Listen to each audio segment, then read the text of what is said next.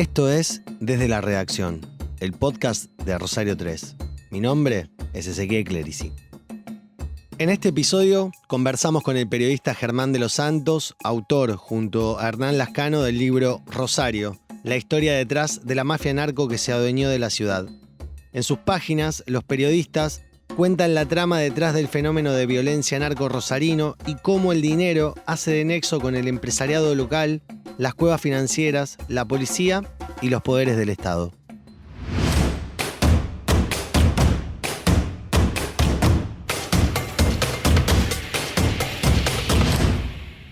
Germán, en principio, gracias por estar acá. Bueno, un gusto. Muchas gracias por la invitación para participar. Bueno, le está yendo muy bien al libro, ¿no? El libro, por suerte, sí ha tenido una aceptación, la verdad que muy buena. Ya está segunda la edición. segunda edición y también están evaluando una tercera, que ya va a ser más para las fiestas, pero la verdad es que sí, que un libro, digamos, de no ficción, periodístico, sobre temas tan ásperos, tenga tanto interés en la gente es porque pasa algo, digamos, básicamente, y que eso también nos pone contentos de que la gente quiera leer esas historias. Uh-huh. Esto no lo habíamos hablado en otro momento, pero el libro, el primero que hicieron, el de los monos, que también trabajaron los dos sobre esa familia narco en particular, ¿tiene una aceptación similar a la que está teniendo Rosario o esto es algo completamente distinto a lo que fue la anterior? No, mira, el libro de los monos se vendió muchísimo y tuvo una fuerte repercusión también porque era como el primer libro Uh-huh. que buceaba en este tipo de historias, centrado en protagonistas que tenían que ver con la banda de los monos y contar a través de ellos también cómo había empezado a cambiar Rosario, sobre todo desde esa periferia marginal que muchas veces estaba oculta dentro de la propia ciudad. A partir de ese libro también empezamos a ver que el fenómeno vinculado al crimen organizado, a la violencia, a los negocios, se había ampliado, pero además habían cambiado o se habían incorporado nuevos protagonistas Uh-huh. de otros sectores sociales diferentes en el caso de los monos que venían de esos bordes de la ciudad, sino que estaban en lugares más privilegiados. Uh-huh. Y eso tenía que ver cómo también el dinero se había empezado a mezclar y también a partir de la plata se mezclaban los mismos protagonistas. Y eso nos pareció interesante poder contarlo en este libro de Rosario, donde tiene mucho de eso, digamos, de esa mezcla que empieza a haber en la ciudad, ya saliendo de esos bordes y yendo más hacia el centro.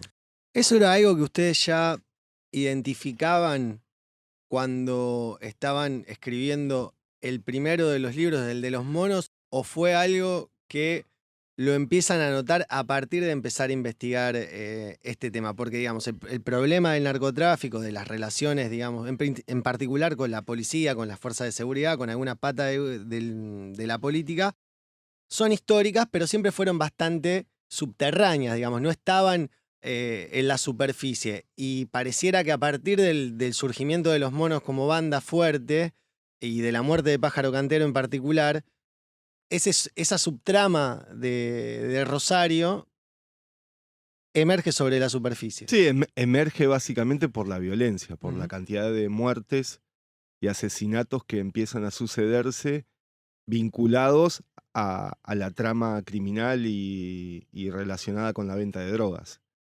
Eso lo pone a Rosario en un lugar diferente porque las estadísticas lo muestran como una ciudad donde el peso de la violencia tiene una intensidad mucho mayor que en el resto del país, donde la Argentina no es un país que tenga problemas con el crimen organizado más profundo y medular como otros países que tienen largas historias. Ujú.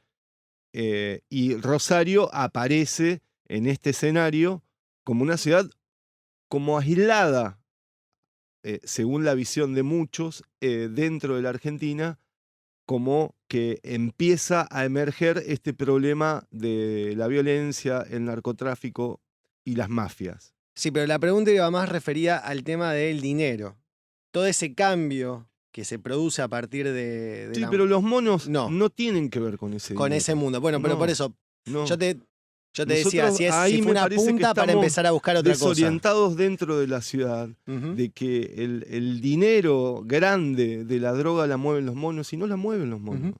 Los monos son generadores de una violencia que se impuso y que marcó tendencias incluso entre los otros grupos criminales como un negocio, Ujú. pero que comparado con lo que es el narcotráfico a gran escala, que ahora por primera vez se está empezando a percibir en Rosario, porque organismos internacionales son los que pusieron el ojo acá, fundamentalmente la DEA, empieza a tener explicación un montón de cosas.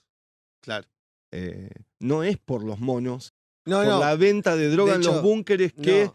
hay desarrollos en countries, el despegue infernal de Puerto Norte, no es droga de ese narcomenudeo. Por eso era el foco. Como son dos universos, nosotros en el Paralelo. libro lo planteamos, Sí, sí. dos universos paralelos, que por ahora no se tocaron, Ujú. porque son dos tramas de negocios distintas. Uno es el narcomenudeo, la venta de Ujú. droga en los barrios, que es la que pone las víctimas, la gente más pobre sobre Ujú. todo, y eso se ve claramente en las estadísticas del Observatorio de Seguridad Provincial.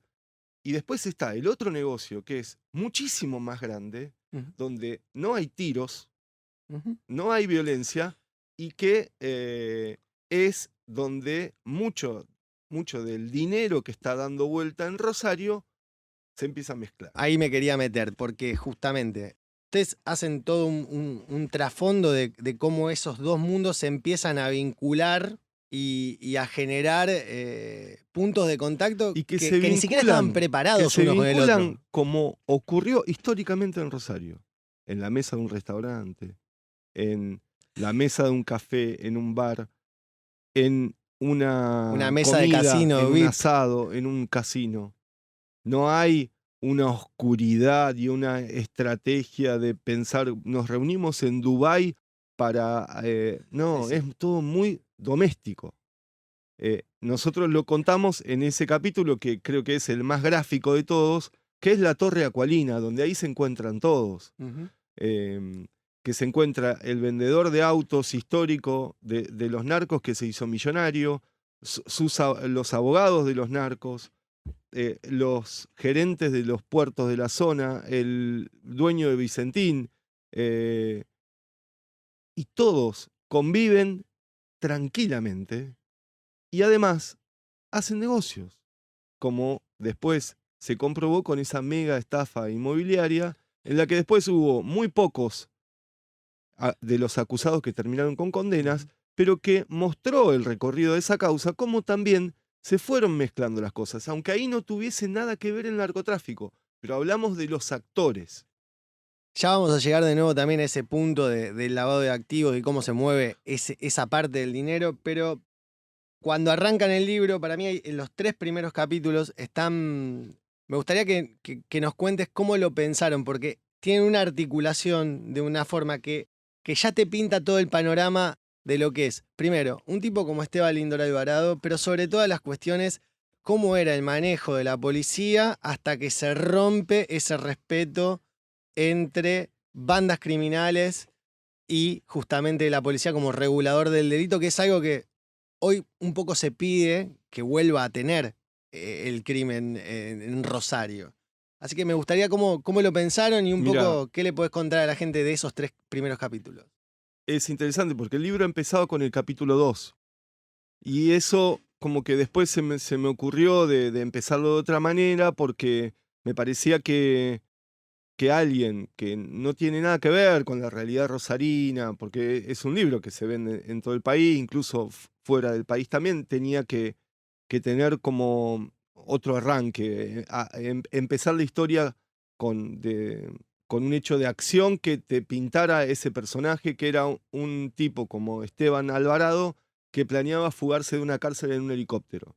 Pero el capítulo 2, que era el que inicialmente, cuando hicimos con Hernán Lascano el índice del libro y la estructura general, arrancábamos con La chatarrería. la chatarrería, que fue un hecho que muy menor, digamos, en las crónicas policiales de ese momento, que fue el año 2006, pero que después tomó una resignificación y que nosotros ahí se la damos, porque Alvarado en ese año irrumpe con un grupo de delincuentes en una chatarrería, en teoría a robar, y lo esperan un grupo de policías que los revientan a tiros, excepto Alvarado.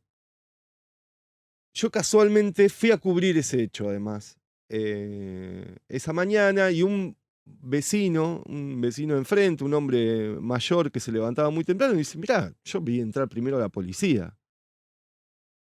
O sea que la policía los estaba esperando, y que además, bueno, varias fuentes que estuvieron involucradas en ese caso cuentan que hubo una traición, que Alvarado Claro. entrega a sus compañeros, y es como el primer pacto que hay con la policía.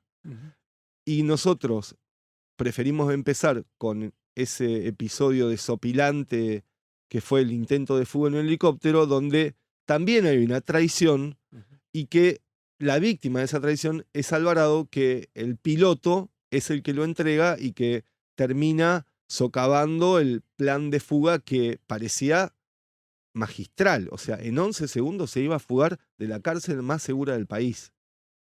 La traición es algo que gira todo el tiempo alrededor del libro y es como la base para cualquier liderazgo. ¿Te pasó lo mismo cuando estabas escribiendo y describías cada personaje, inclusive el rol de Mariana Ortigala pasando de una banda a la otra? ¿Qué sensación te queda en esa idea Bueno, de pero digo, es traición? la dinámica también de los propios negocios, Ujú. donde en el mundo más legal y un poco más cristalino, también hay deslealtades, también hay traiciones, y en el mundo criminal, por supuesto que sí. Lo que pasa es que se pagan mucho más caras, que es con la propia vida.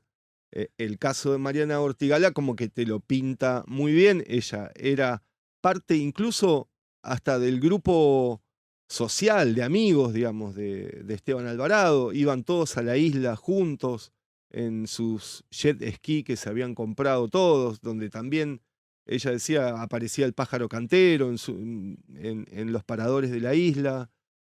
Alvarado, digamos, toda esa nueva como clase emergente de ese narcotráfico que Ujú. empieza a irradiar en Rosario. Y que de esas amistades después empiezan a surgir, obviamente, los negocios que tienen que ver con la droga, con las mafias.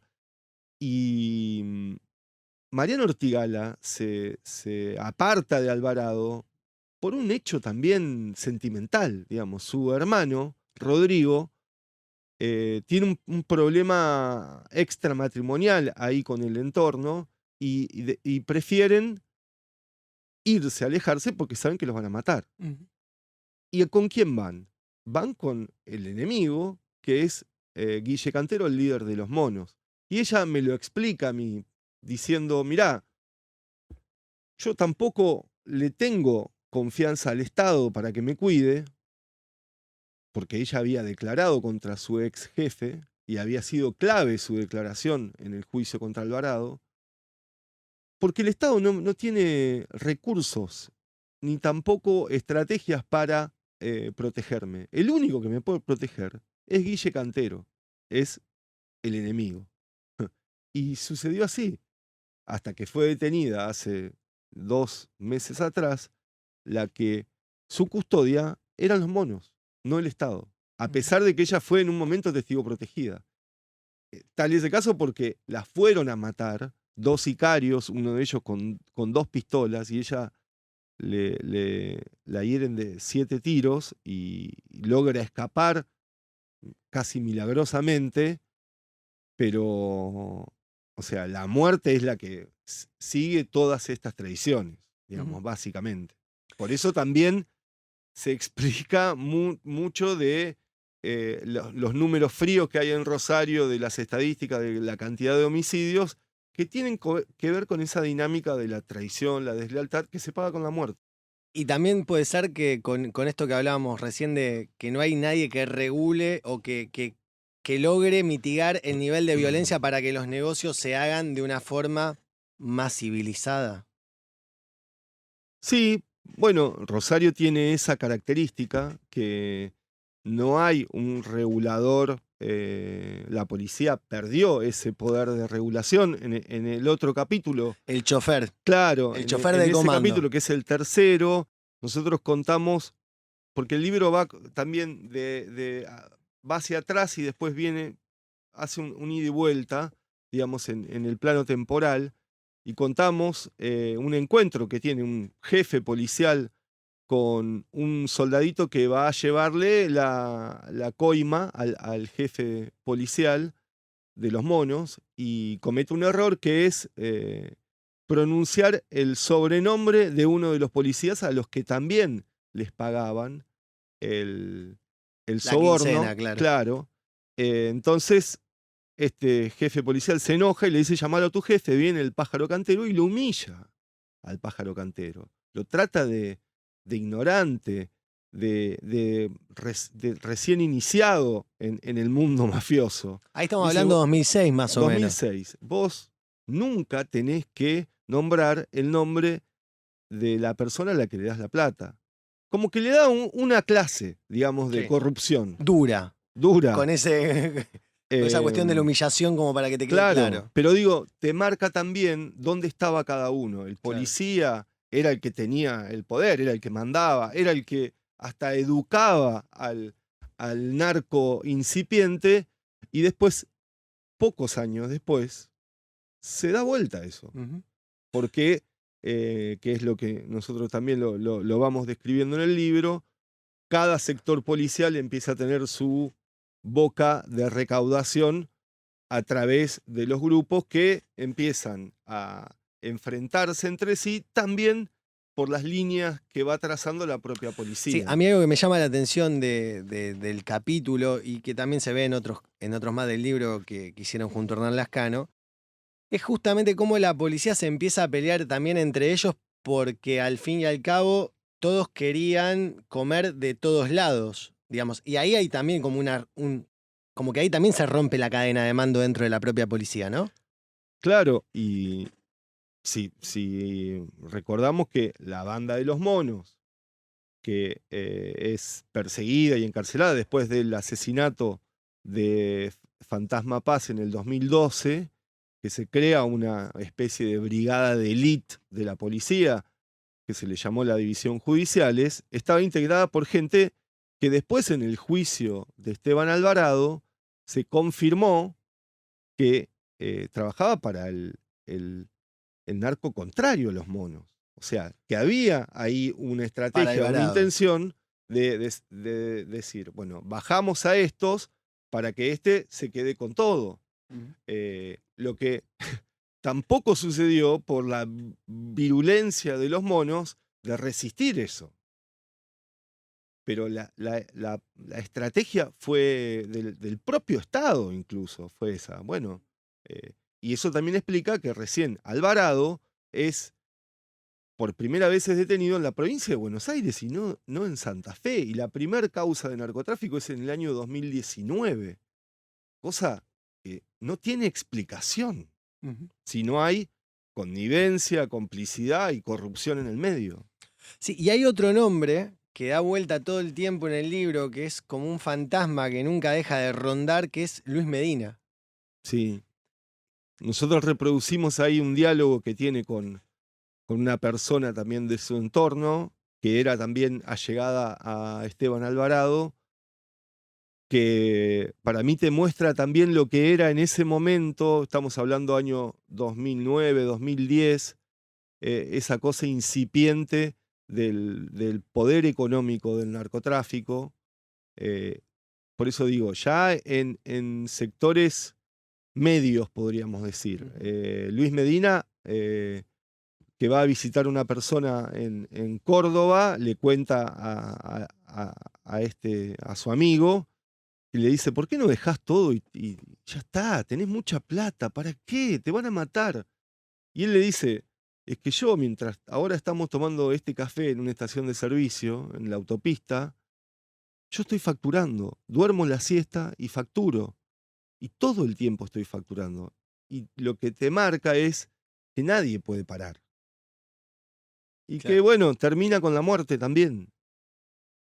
Hay una decisión que toma en el libro que a mí me llamó la atención porque no lo había visto en otro lado, seguramente es por ignorancia mía, pero es la idea de utilizar el relato en primera persona de Argüelles, que es Sí, el testigo que declara contra Alvarado, y después al propio Alvarado sí. haciendo su alegato frente a los fiscales, que es de un cinismo en un punto y de un atrevimiento Sí, que pero también tiene tiene cosas muy reales, ¿no? Sí. una argumentación Sí, sí. muy profunda. Que eso es lo que quería que un poco Claro, cuentes lo que vos. nosotros, eso lo pensamos mucho también. Bueno, el testimonio de Argüelles nos parecía que Es en espectacular. primera persona él podía como describir lo que era sobre todo la ferocidad y lo más crudo de esto, que es lo perverso de la muerte, de la persecución. Él habla hasta de una dictadura narco que tortura, que hace desaparecer gente. Bueno, y después a él lo terminan asesinando. Sí, Él sí. era amigo personal de Alvarado. Tenía ahí una relación muy, muy cercana y lo vio, digamos, todo el camino que emprendió Alvarado, que él dice, después yo lo desconozco, Claro. desconozco a esta persona. Y después decidimos también poner casi completo el descargo de Alvarado en el juicio porque consideramos que tenía que estar la voz de él. Ujú. Nosotros propusimos a través de sus abogados entrevistarlo, no accedió y preferimos, bueno, para que haya una fuente, digamos, de su lado, poner íntegramente su testimonio que nos pareció interesante porque hay cosas muy llamativas que también él habla de que digamos, de lo que sucede también en la dinámica judicial y penal, que es descargar todos los males contra una persona, que en eso yo lo comparto, como fue en su momento con el tema de la banda de los monos y sobredimensionar algunas cosas que la política muchas veces descansa en eso porque se desliga Ujú. de cualquier responsabilidad. Y también otra cosa que parece ahí en el relato de él, pero también en muchas de las historias que ustedes van contando en el libro, es de la inteligencia y el carisma que tiene Alvarado. Eh, Sobre todo, bueno, en esa conversación que tiene con los policías de las TOE que lo van a detener, y en cómo él explica ante el juzgado las razones Sí, de por qué hace lo que hace. sí. Yo tampoco creo que hay que como generar una especie como de romanticismo alrededor de esta Ah, gente, por que es favor, decir, si intenté hacer eso, no, no, espero no, que no, no, no, ¿eh? no lo digo No, por pero... vos, sino porque hay como, incluso te digo de los propios fiscales y los investigadores, que muchas veces como que hay un enamoramiento sobre sus estrategias, que son genios, y yo no lo creo así. Son tipos mucho más humanos y más llanos, que tienen actividades delictivas que provocan muchísimo daño y sobre todo dolor, y que yo no veo en Alvarado una persona que tenga estrategias tan sofisticadas como para salir del plano de la muerte en Rosario. Ujú. Que a mí me parece que es eso. Si vos recurrís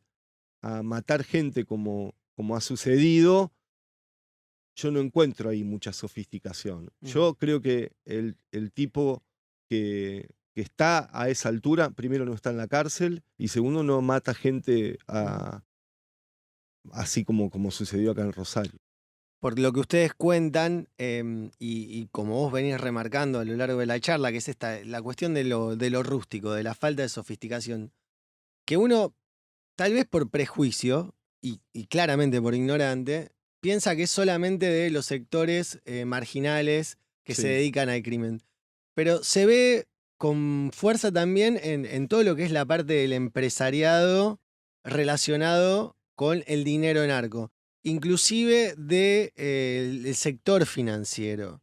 Eh, Cuando se fueron topando con estas cuestiones así tan llanas, tan a la vista, ¿cuál era la sensación que tenías con respecto a por qué resulta tan difícil terminar de desenmarañar todo el problema que hay alrededor de la violencia que genera, el lavado de activos, digamos? Como que hay como pero una cosa que sabemos todos, porque pero que nadie nadie hace nunca nada. se puso a investigarlo seriamente.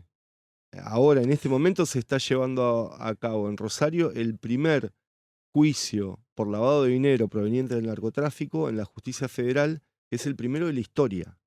O sea, ahí te da la pauta Ujú, también de que si es el primer juicio de la historia es porque antes no hubo nada. Y a la ujú. persona que están juzgando, además, la detuvieron en el año 2013, que es Delfín Zacarías. O sea, hace 10 años lavó dinero porque después estuvo en la cárcel y no lo pudo hacer. Mm. O sea que vos estás escarbando hace una década atrás. O sea, O todo sea, lo que perdió el Estado es fenomenal. y es por falta de interés en hacer eso, digamos. Porque traen fuerzas federales, te inundan la calle de Policía Federal, de Gendarmería. Hay toda una puesta en escena en relación a cómo vamos a combatir el narcotráfico y sin embargo, como vos decís, Porque, el primer juicio por sí, lavado de activos relacionados con el narcotráfico en la Justicia Federal de Rosario se da ahora. sí. Y porque además la mirada siempre estuvo centrada en esos sectores que eran mucho más visibles y eran más fáciles de detener, De de perseguir, parar, de claro. perseguir, como eran los que generan la violencia, como los monos, los Alvarado. Ahora hay una causa que está en trámite por lavado de dinero que es también una cosa inédita, donde digamos, la justicia federal logró unir como las dos patas. Bueno, gente que traía cocaína de Bolivia y de Paraguay a un country de acá de la zona, en Campo Timbó, que tenían una pista de aterrizaje, pero además todos los negocios que tenían a partir de, de la utilización de esa droga, que probablemente no está probado en la causa, pero que tenía como destino el exterior, Ujú. por la hidrovía. Bueno, y ahí empezás a ver una cantidad de rubros de la economía rosarina que están afectados.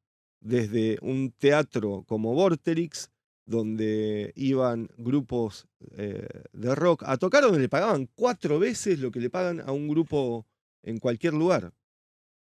4 veces le pagaban.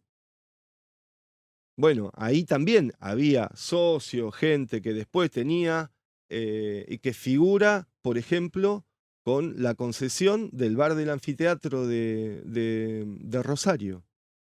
Bueno, ahora se creó hace poco tiempo una agencia antilavado en el municipio de Rosario donde están viendo ese tema. Ese mismo grupo tenía 14 chapas de Claro. taxi y tenía 2 bares más, tenían una planta de biodiesel, tenían una agencia de publicidad callejera que desparramaba publicidad política en los pueblos de acá de la región. O sea, una cantidad de rubro infernal. Leyendo el libro también pensaba mucho, o sea, me dejaba dando vuelta la idea de que qué complejo que es a veces también las comunidades pequeñas, ¿no? Rosario, que si bien es una ciudad grande, su trama empresarial o de lo que podríamos llamar su elite, por así decirlo, la gente que tiene dinero en esta ciudad, también es muy cercano a el poder judicial, al poder político, no por una cuestión digamos, de que haya un negocio sucio detrás, sino porque son parte de esos mismos círculos de familiares, de relaciones Sí, sociales. pero hay y una de- cosa sí. que, Digo, que para es investigar, que, preguntaba, sí, porque si no me que llama la no, atención tanto por tiempo. eso lo que voy es que el dinero se mezcla. Eso, Y que el justamente, dinero muchas veces no se sabe de dónde viene.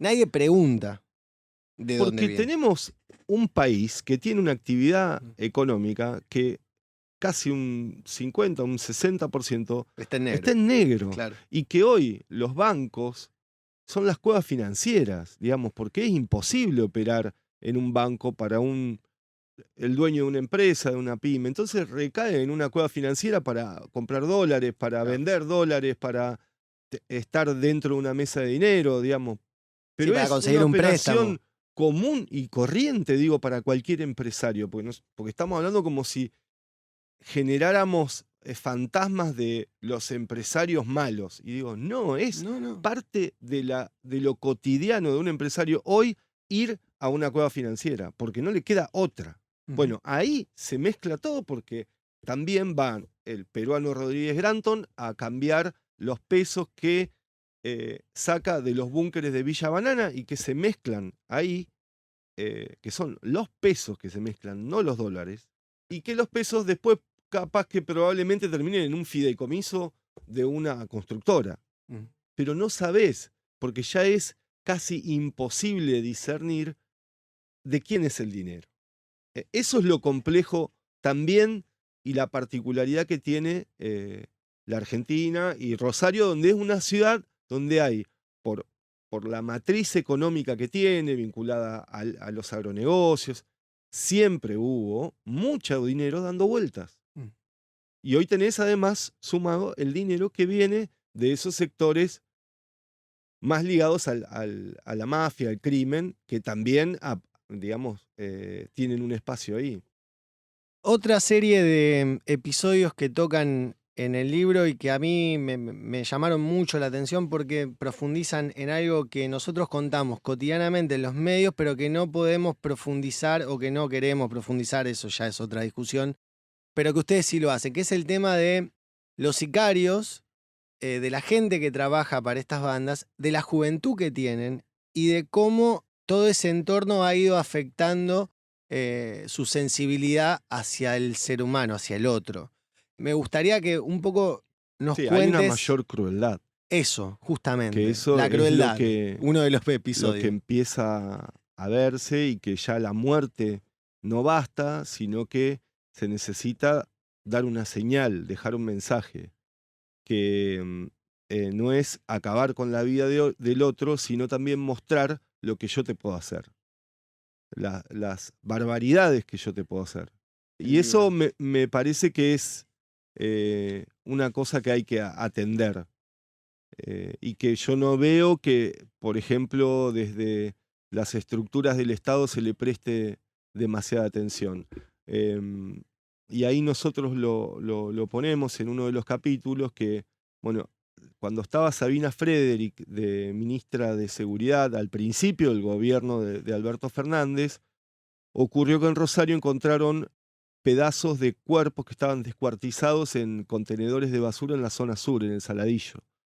Y Frederick, que no fue una funcionaria que se lució mucho en el cargo, la verdad que fue incluso muy discutida por el propio Marcelo Saín cuando estaba acá en seguridad, pero prestó mucha atención al tema, mandó un equipo de funcionarios a seguir, porque ella pensaba que comenzaba otra etapa.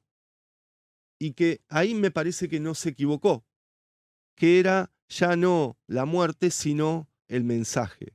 Y eso es muy peligroso porque encadena situaciones de violencia cada vez más extremas y que incluyen, como ya lo hemos visto acá en Rosario, gente que, a la que la torturan, a la que se ensañan con su cuerpo de una manera que además sirve simplemente como un envoltorio para dejar un mensaje, como fue el caso Jimmy, terrible de Jimmy Altamirano en la puerta de la cancha de Newell's. que después tiene también otro capítulo destacado en el libro que tiene que ver con la bandera que desplegaron Guille Claro, que Cantero, es la Pollo vinculación con Vinardi el y Toro fútbol. Escobar. que es la vinculación con el fútbol y que desde hace muchísimo tiempo el tema de estas bandas criminales tiene como una inserción en las barras tanto de Rosario Central como de Newell's muy, muy profunda, porque a partir de la hegemonía y el poder que hay en las tribunas, sirven para hacer negocios. Acá siempre lo que, digamos, regula todo es el negocio. Y los negocios en torno a las barras tienen que ver con la protección a los sindicatos, el uso de esa mano de obra violenta que después muchas veces también utiliza la política, los pequeños negocios que hay en torno a los estadios como son los cuidacoches, la venta ambulante, bueno, algo que parece insignificante para una banda poderosa como es la banda de los monos, nada se deja, digamos que nada se deja en blanco, siempre se ocupan todos los espacios. Y bueno, las hinchadas son algo que los grupos criminales ocuparon y creo que la bandera en esa puesta en escena el día de la despedida de Maxi Rodríguez sirvió también para marcar, yo creo que también una nueva etapa, que es, además, yo hago cosas aberrantes como matar, pero además comunico. Y esa bandera sirvió para comunicar el poder que yo tengo.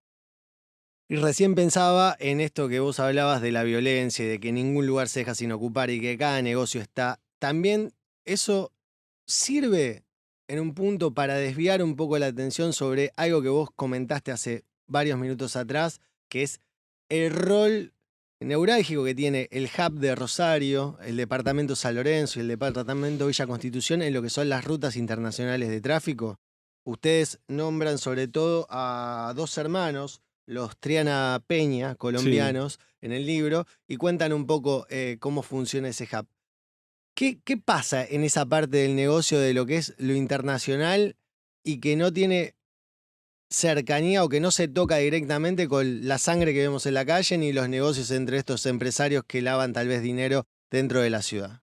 La historia de estos hermanos, los Triana Peña, no tuvo mucha difusión en Rosario y a mí siempre me pareció como muy importante porque era un grupo de un cartel que era un desprendimiento de los urabeños en Colombia que venían a instalarse.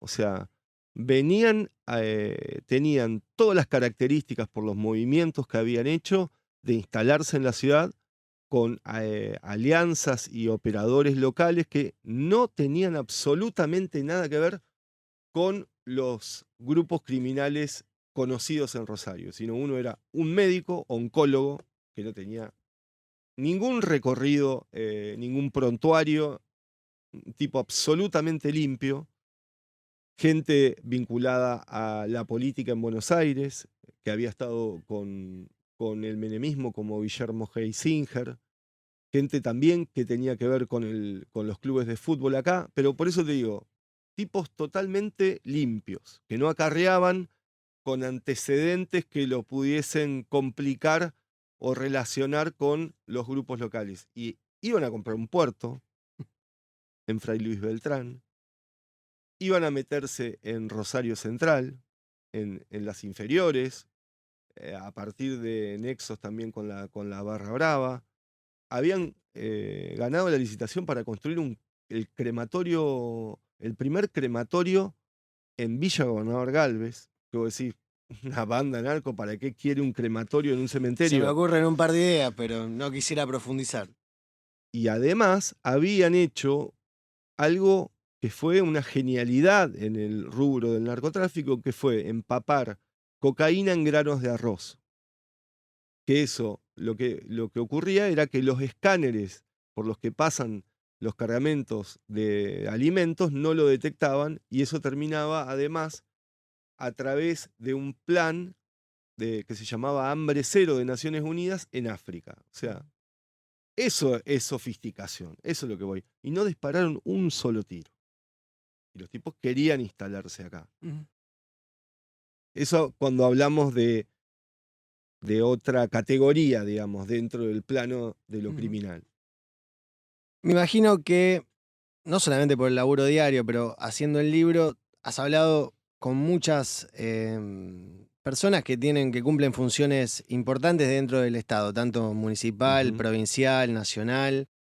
Cuando vos les contás estas cuestiones que vos sabés, ¿notás que hay una dimensión de conciencia real de todo esto que ustedes en el libro, pero también en su laburo, cada uno en el diario en el que trabajan, realizan o no pueden, no se dan cuenta de lo que está sucediendo con este tipo de cuestiones? No, pero ahí hubo distintas como percepciones. En un principio, y cuando fue la salida del libro de los monos, por ejemplo, y tiempo antes también, la política, y eso hablo, que fue transversal a todos los partidos, hubo una subestimación del problema que fue tremenda, digamos, porque cuando vos subestimás algo es porque no es que no solo no lo ves, sino que además no le das un mínimo de cabida en tu propia agenda, digamos. Claro. Entonces, ¿qué fue? Y bueno, ese problema pasó por arriba todo, muy rápidamente, porque estos procesos también son muy rápidos si uno mira los ejemplos de otros países. Hoy Ecuador está en una situación tremenda y ocurrió en solo 3 años, donde empezaron a haber crímenes y conflictos dentro de las cárceles y explotó. Sobre todo una región que es la del Guayas, que está totalmente tomada por el narcotráfico y hay estado de excepción, porque el Estado no pudo articular nada a nivel provincial para pararlo y el Estado Nacional tuvo que dictar un estado de excepción. Digo, primero esa etapa de subestimación y después de también incluirlo en la agenda al problema de la violencia y el narcotráfico, porque por lo menos desde 2016, que esto se hizo evidente con esas marchas de Rosario Sangra, y que ahí la política por primera vez dice, me parece que esto hasta nos puede afectar electoralmente. Y ahí empieza un juego político que es el entonces gobernador Miguel Lifchit, que era un hombre pragmático, sobre todo para ver esas situaciones. La entonces ministra de Seguridad, Patricia Bullrich, pretende intervenir la policía de Santa Fe. Y Lifchit logra darlo vuelta a eso con muñeca política, pero la estrategia de Bullrich era ir por todo. Digo, Bullrich va a ser ahora probablemente ministra de Seguridad. Su plan inicial era intervenir la policía de la provincia de Santa Fe. Ahora, como gobernador, está el que era en ese momento ministro de Seguridad, Maximiliano Puyaro, pero que hoy tiene un peso político mucho mayor al que tenía en ese momento, y yo no sé si dan las situaciones y el contexto para que Bullrich planee una intervención, te diría que sería descabellado, pero la política tiene esas reacciones también compulsivas, de decir, yo lo subestimo y después te quiero intervenir la provincia. Claro. Sí, que también son reacciones. Que no hay estrategias que se han mantenido en el tiempo. Claro. Siempre la reacción es o no haces nada o te vas de boca. Hay una experiencia que para mí es que, digamos, muy palpable, de que el Estado también puede tener éxito, que es el barrio municipal. El dispositivo que se hizo, que fue con también el plan se cuenta en Ábalos, el libro, eso está bueno que claro, también lo sepan. en el barrio municipal, que fue un trabajo muy grande entre el Estado municipal, nacional, provincial, con distintos sectores, también la justicia participando, las fuerzas federales. Coordinar todo eso es un quilombo infernal, y mucho trabajo, pero bueno, eso logró que después no hubiese más un homicidio. Durante un año no hubo un solo homicidio en barrio municipal. Se pacificó la zona, pero fue un trabajo Casa por casa por casa, casa, además haciendo un trabajo un relevamiento, catastral, claro. Sí, porque sí, me acuerdo. eso se Vos lo había... cubriste a eso, de hecho, me acuerdo. Sí, claro, pero digo, eso después el propio Estado, a pesar de haber tenido éxito, no lo mantuvo, porque requería una energía y una inversión económica que no, digamos, haciendo, yo creo, la evaluación del costo y el beneficio, Costo-beneficio. decían, no, que se sigan matando. Me quiero meter en último tema, y ya con esto te agradezco que hayas también venido, que si hay algo que también hay que decir es que Santa Fe ha logrado desarmar, o por lo menos encarcelar, tal vez desarmar es equivocado, pero sí encarcelar a los principales jefes de estas bandas que vos relatás en el libro y que también forma parte del libro anterior que hicieron con Hernán Lascano. Esas personas terminan detenidas, a veces en penales federales, otras veces en penales provinciales, pero con acceso a comunicación externa. ¿Qué está haciendo el Estado para lograr encauzar eso? Porque la verdad que la aparición del smartphone es como que cambia el rol de la prisión que Sí, tenía previamente. sí. ¿Cómo ves que eso se pueda llegar a solucionar? Puyaro está hablando de que quiere hacer una cárcel para presos de alto perfil para 3.000 personas. ¿Pensás que es por ahí? ¿Pensás que es por otro lado? ¿Cuál es tu análisis en base a todo este laburo que hicieron ambos con Hernán? A mí me parece que, o sea, es importantísimo el rol que tiene hoy un smartphone, que se utiliza además de distintas maneras para, digo, en el sentido de, de cómo estos líderes criminales que están en las cárceles siguen dando órdenes a los que están afuera, que usan aplicaciones de mensajería, algunos no usan ahora chip, por ejemplo, Ujú, se conectan por Wi-Fi. Digo, si eso es lo único como que nos interesa, que es la comunicación, ujú, estamos perdidos porque siempre va a existir comunicación. Porque el preso nunca va a dejar de tener comunicación.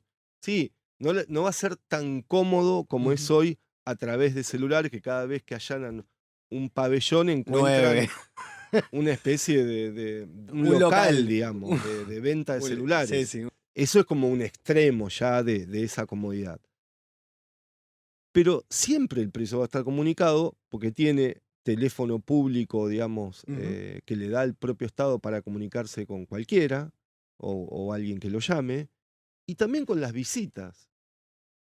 Digo, yo ahí es lo que pongo en cuestionamiento o en duda, que si solamente buscamos eso, nunca lo vamos a lograr, digamos, que ese preso, por más condiciones duras, o sea, lo que tenemos que ir es a que se termine el problema, que es que esa actividad criminal el tipo la deje de hacer. Bueno, tampoco le damos mucha importancia a que dentro de las cárceles esa gente simplemente lo único que hace es pensar en el mal que va a hacer afuera. ujú. Eh, Sí, no estás digo, pensando en un plan de trabajo, no estás pensando en claro, a mí no educación, en me acceso a parece menor libros. eso, no me parece menor. No, no, de hecho, con lo que contaste del barrio Y municipal, yo he claramente está estado en las ahí. cárceles, por ejemplo, en los pabellones evangelistas, que son los que están buscando ahí un cambio, lo hacen a través de la religión, que por ahí uno no está de acuerdo, que a mí me interesaría que fuese a través de otras cosas, como la Sí, educación, sí, pero lo hacen, como, están bueno, ahí, pero lo logran, claro, pero eso. se ocupan de eso. Y se ocupan en el afuera. Claro, pero lo que voy es, el propio Estado, solamente creyendo que porque está la inhibidores de señal va a solucionar el problema, a mí me parece ingenuo, porque eh, lo que tenemos que tratar es que esa persona que cometió un delito no delinca más, Ujú. o sea, no mate más, no haga más daño. Germán de los Santos y Hernán Lascano escribieron Rosario, la historia detrás de la mafia narco que se adueñó de la ciudad. Lo pueden encontrar en cualquier librería. Germán, muchísimas gracias por este tiempo y por acercarte a conversar con nosotros en Desde la Redacción. No, muchas gracias y la verdad que ha sido un lujo la charla.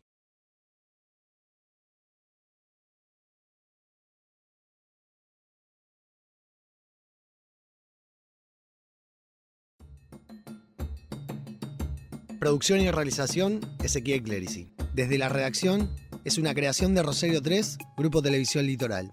Gracias por tu atención.